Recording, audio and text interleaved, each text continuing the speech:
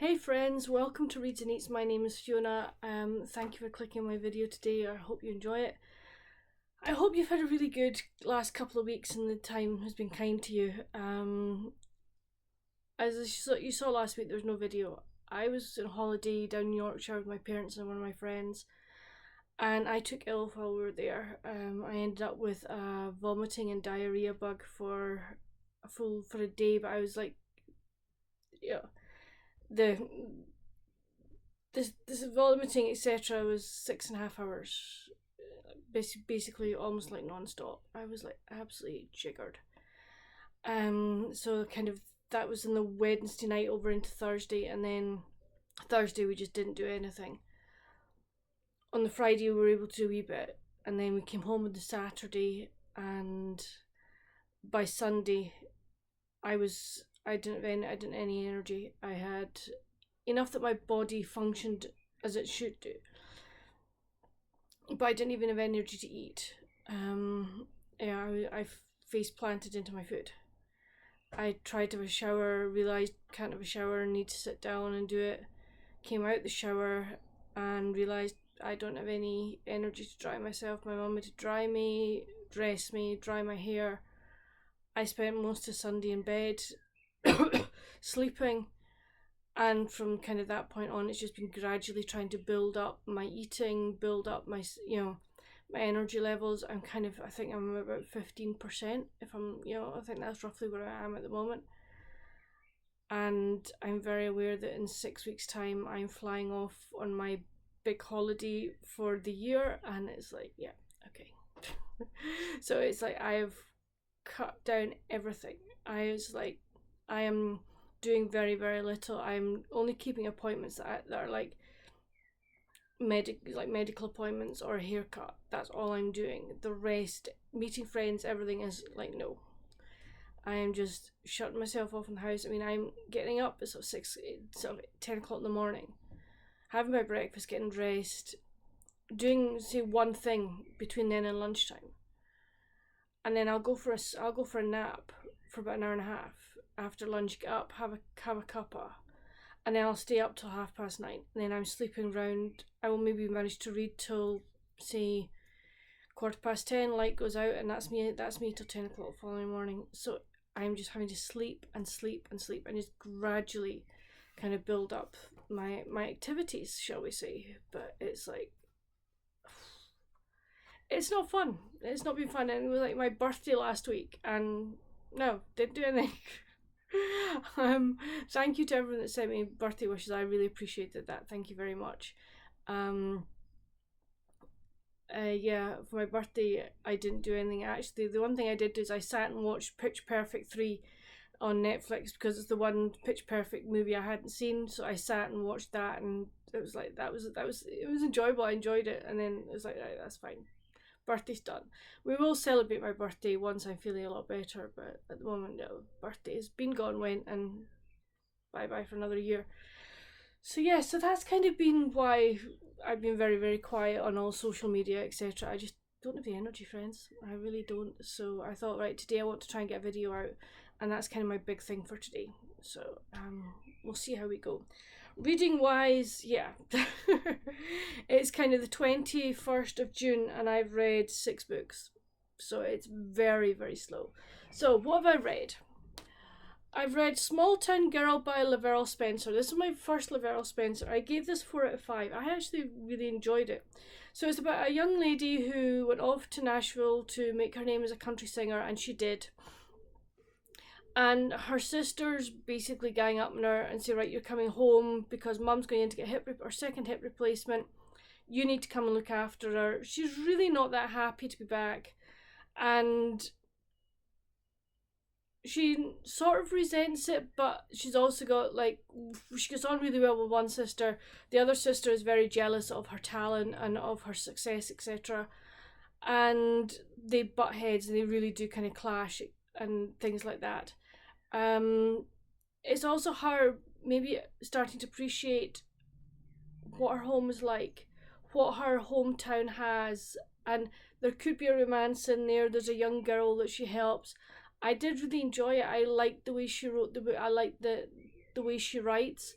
and I will definitely be wanting to read more of LaVyrle Spencer. I did enjoy that. So that was, I sort of finished that one while we were away. I then picked up, I took with me because I managed to get a hold of a copy, The Best Life Book Club by Sheila Roberts, and yes, we tapped.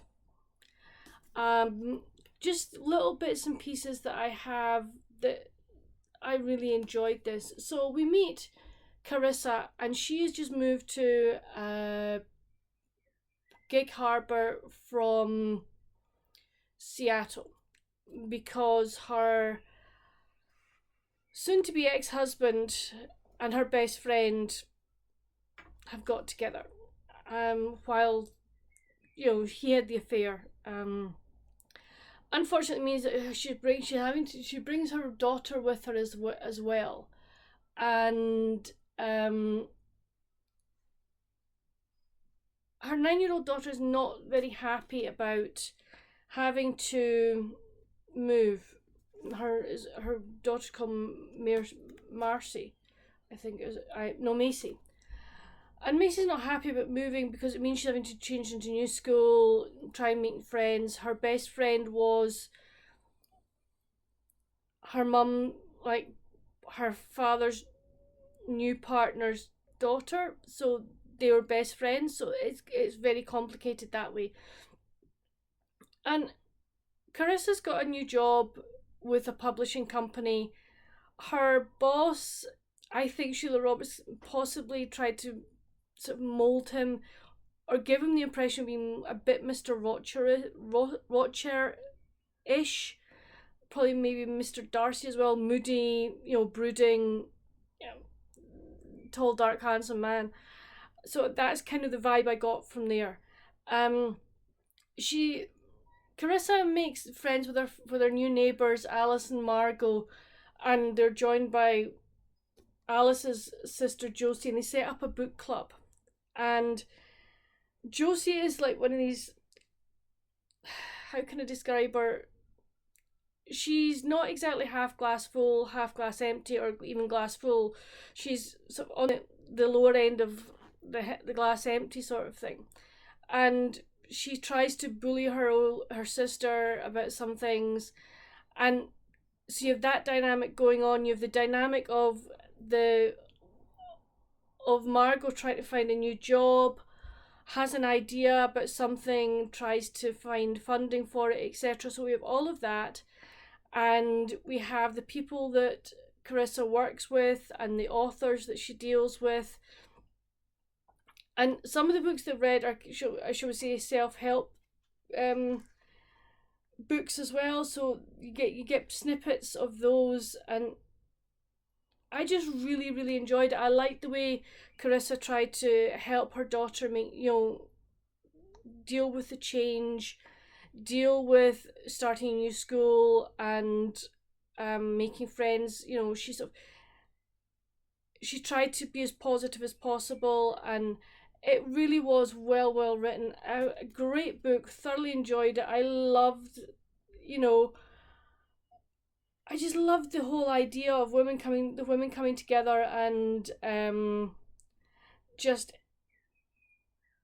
helping each other. It was found friends, found family, and those around you can help you. I just thoroughly enjoyed it. Sheila Roberts always writes such good books, and this one was just as good. I gave this one 4.5 out of 5. I thoroughly enjoyed it. I then picked up, I got a book for my birthday, the Shalley School Articles and Short Stories. It was a 90-page book, and it had background about the Shalley School, the locations, some of the characters from short stories. It was really interesting. Thoroughly. It's actually down on my bookshelf. I forgot to bring it up. But I really enjoyed it. Gave it 4 out of 5.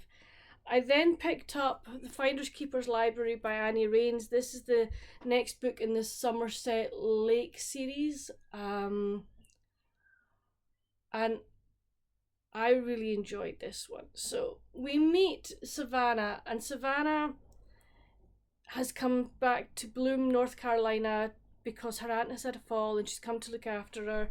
But Savannah's without a job at the moment and nowhere to live, and she was sort of thinking, go and see my aunt and then go and live with mum and dad, which was not what she wanted to do, while I find a job.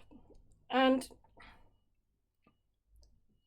her aunt's next door neighbour is a guy called Evan, and Savannah and Evan used to be really good friends when she went there for her summers. And her Aunt Eleanor would give them a hand-picked list of books for them to read over the summer, like a summer reading list.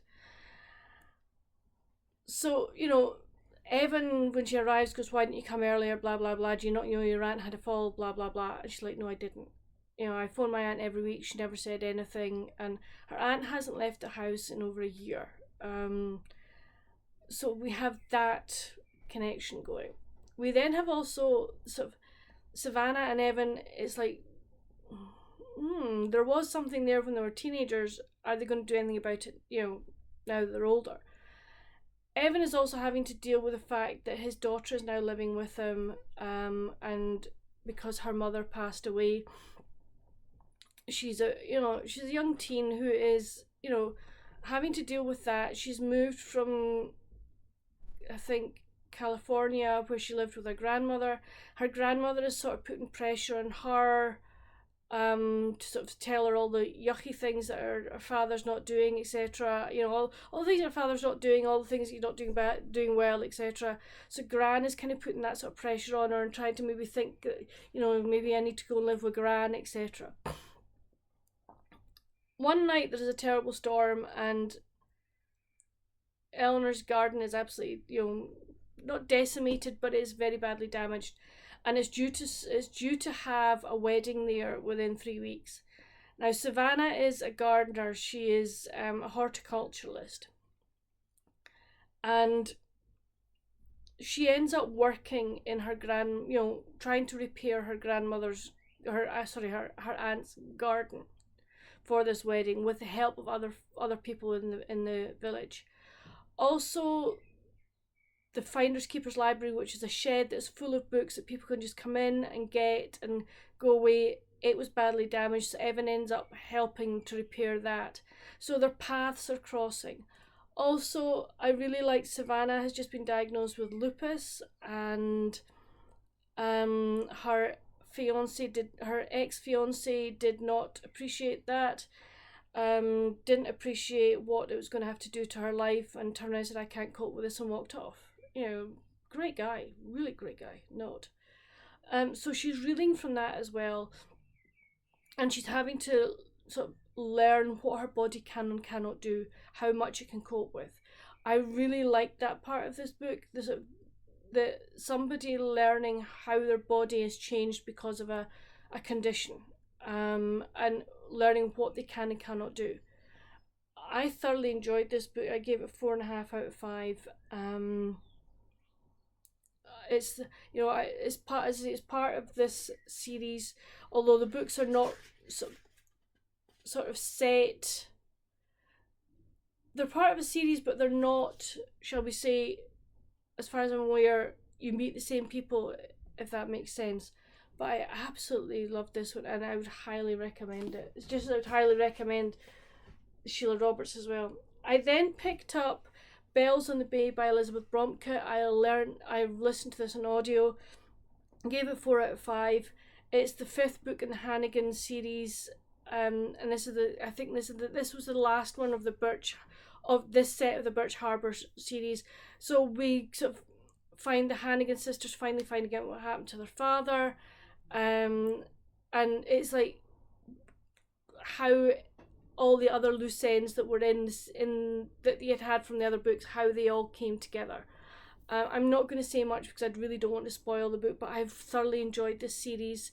The narration has been really, really good. Thoroughly enjoyed it. And if you're looking for an audiobook series that is clean romance, but with a bit of intrigue, a wee bit of mystery in it, then I would definitely go for the Birch Harbour series by Elizabeth Bromke. They are really, really good. I then picked up The Gingerbread Cafe by Anita Faulkner. This is one that my mum had read, and she said, I think you'll really enjoy this. I gave this one 4.5 out of 5. She's right, I did really enjoy it.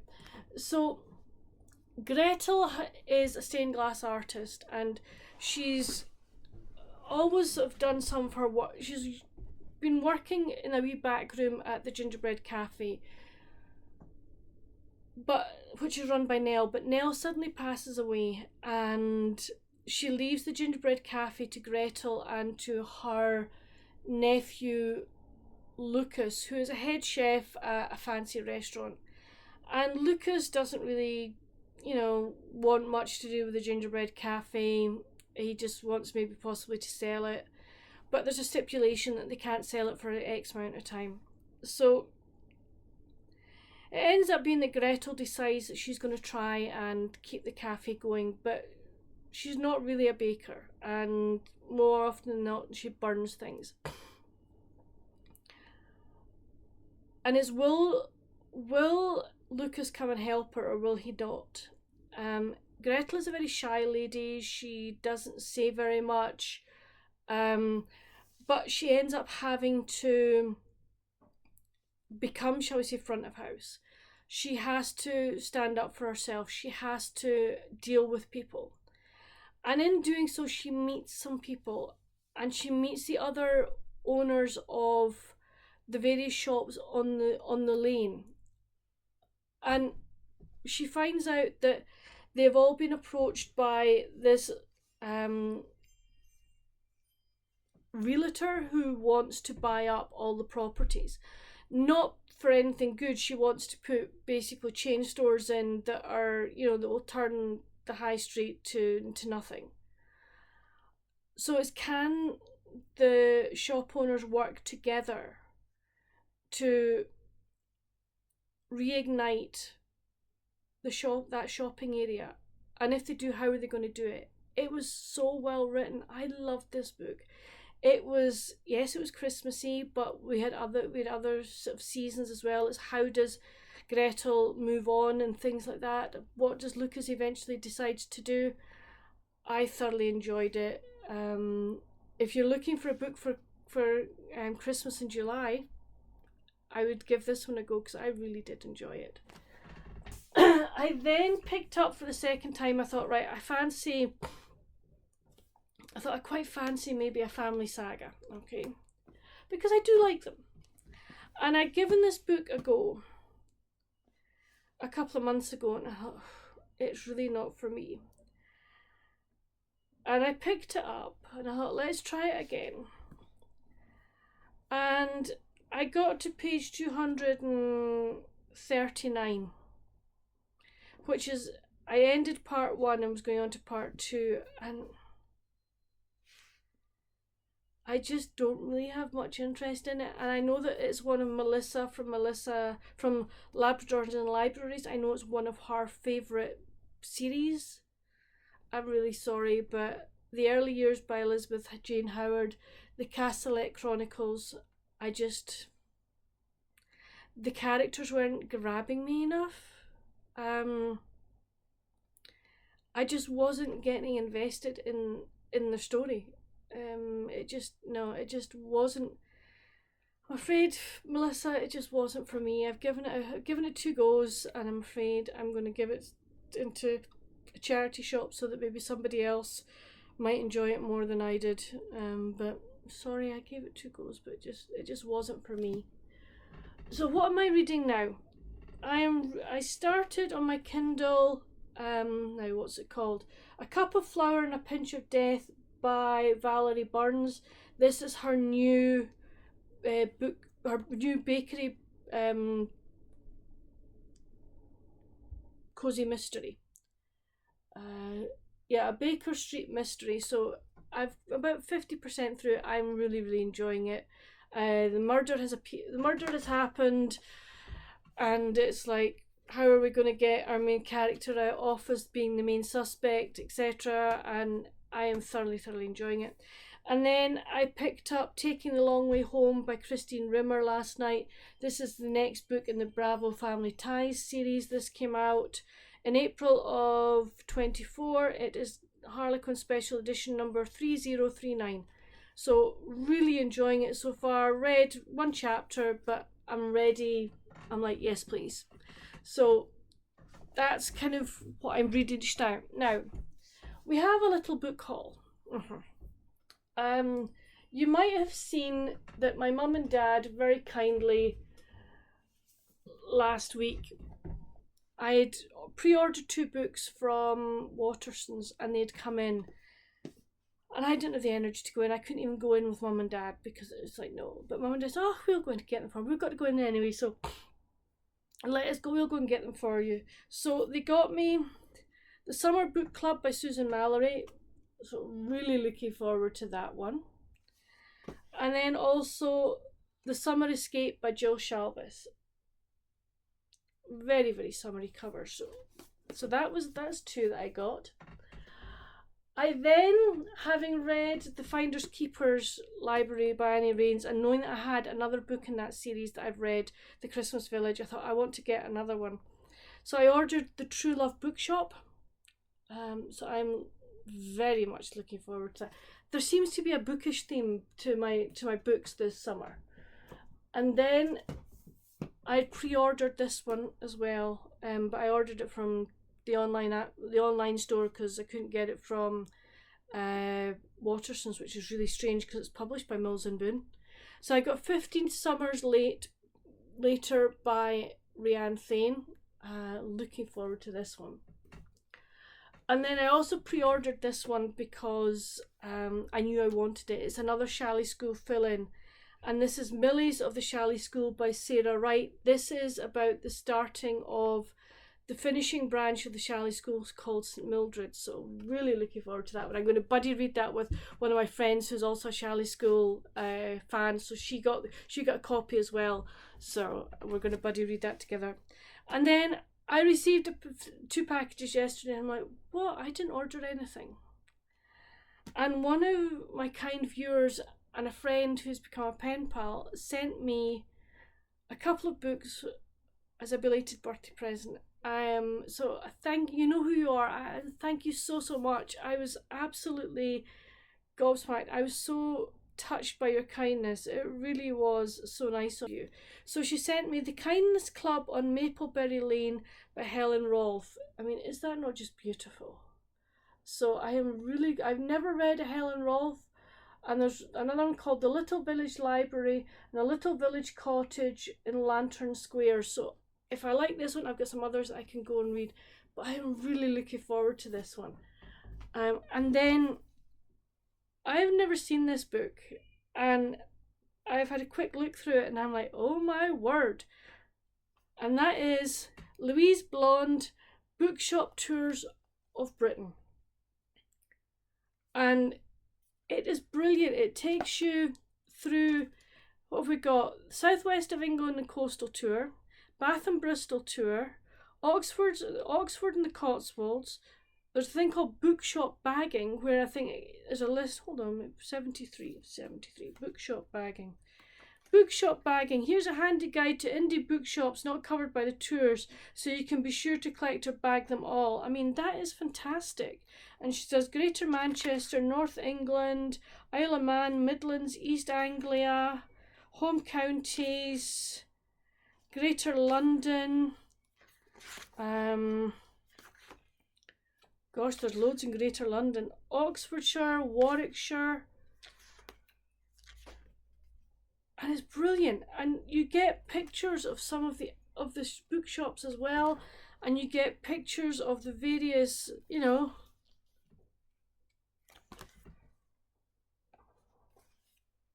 So I am really looking forward to this, because it's like, who wouldn't want a list of all the, as many bookshops in the UK as you can go to? I think this is going to be so interesting, because whenever I go on a holiday, I can take this with me and go, oh, that's the book. There's a bookshop here, there's a bookshop there. So I'm really looking forward to that. It could be that I end up going and doing some bookshop tours in the UK as holidays. So I am so looking forward to that. And it's going to be, all the books are wonderful. So I can see I've got some really good reading ahead of me for the rest of the summer. So that is really good. But I'm going to stop here because I can feel that I need to stop and get this done. But anyway, I hope you've enjoyed that. If you read any of the books I've mentioned, please let me know down in the comments what you thought of them. Are there any there that I've read or that I'm going to read that appeal to you? I'd love to know. And please tell me, what have you been reading over the last couple of weeks? What have you been doing?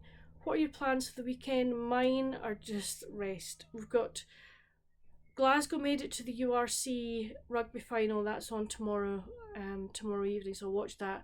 We've got the European football. We've been watching that, so there's plenty of things that can, I can just sit and watch and not have to think too much about.